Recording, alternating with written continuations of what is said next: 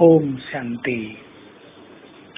भगवान को पाकर हम पूरी तरह तृप्त हो गए। हम बहुत सुखी हो गए। हमारे मन से, सच्चे दिल से आवाज निकलनी चाहिए, बाबा आपको पाकर हम तृप्त हुए, हम बहुत सुखी हुए। ये बार बार अपने दिल से आवाज निकलेगी तो ये दोनों चीजें बढ़ती जाएंगी और हम बन जाएंगे संतुष्ट मणियां। संतुष्ट मणि बहुत प्रकाशित होती है, जैसे प्योरिटी का प्रकाश बहुत तेज है।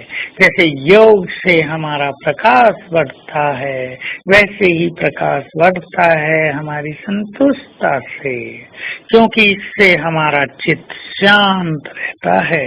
व्यर्थ की तृष्णाओं के पीछे मन नहीं भटकता है। हम बहुत सुखी हो जाते हैं। जो संतुष्ट हैं वो सचमुच बहुत सुखी हैं। और बाबा कहते हैं, मुझे संतुष्ट आत्माएं बहुत प्रिय हैं। चेक कर लें स्वयं को। ऐसा तो नहीं हम दूसरों से कंपैरिजन करके असंतुष्ट हो जाते हैं। ऐसे तो नहीं कि व्यर्थ की इच्छाएं और तृष्णाएं हमें असंतुष्ट करती हैं। ऐसे तो नहीं कि मान सम्मान की इच्छा या कोई अवसर न मिलने के कारण हम निराश और असंतुष्ट हो जाते हैं। नहीं, हमें तो संतुष्ट मणि बनना है। संतुष्ट आत्माओं को श्रेष्ठ अवसर स्वतः ही प्राप्त हो जाते हैं, चाहे वो सेवाओं के अवसर हों, चाहे लौकिक में कोई अवसर हो। हाँ, उन्हें थोड़ी इंतजार अवश्य करनी पड़ती है, परंतु धैर्य पूर्वक इंतजार कर लेनी चाहिए। और जब वो चीज प्राप्त होगी तो वो एवर लास्टिंग हो जाएगी, सदा चलने वाली हो जाएगी।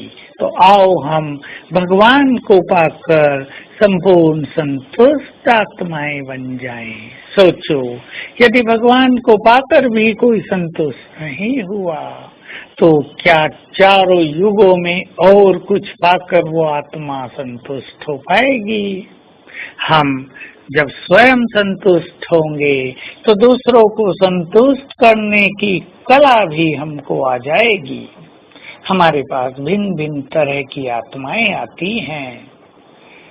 किसी के कोई संस्कार होते हैं, किसी के कोई संस्कार होते हैं। एक परिवार में भी यही स्थिति रहती है, लेकिन जो बड़े हैं उन्हें दूसरों को संतुष्ट करना अपना लक्ष्य बना लेना चाहिए। यदि कोई अपने संस्कारों के कारण संतुष्ट न हो, हमारे प्रयास करने के बाद भी, तो उसका जिम्मेदार वो स्वयं आत्मा स्वयं है।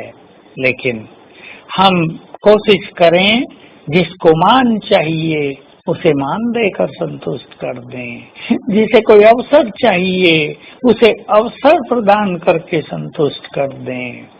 जिसमें कोई योग्यता हो उसकी योग्यताओं को यूज करके उसे संतुष्ट कर दें।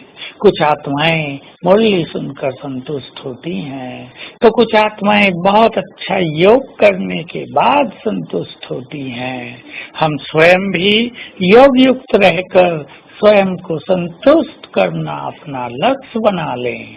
तो जितना जितना हम संतुष्ट होंगे, यही सिद्धांत है, यही सिक्रेसी है, उतना हम दूसरों को संतुष्ट करना सीखते भी जाएंगे।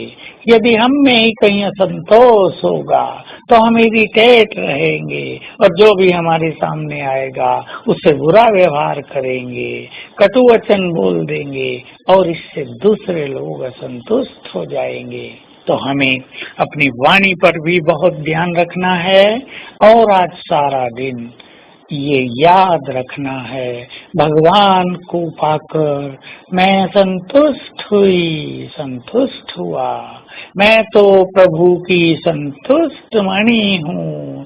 संतोष मेरे पास सबसे बड़ा खजाना है।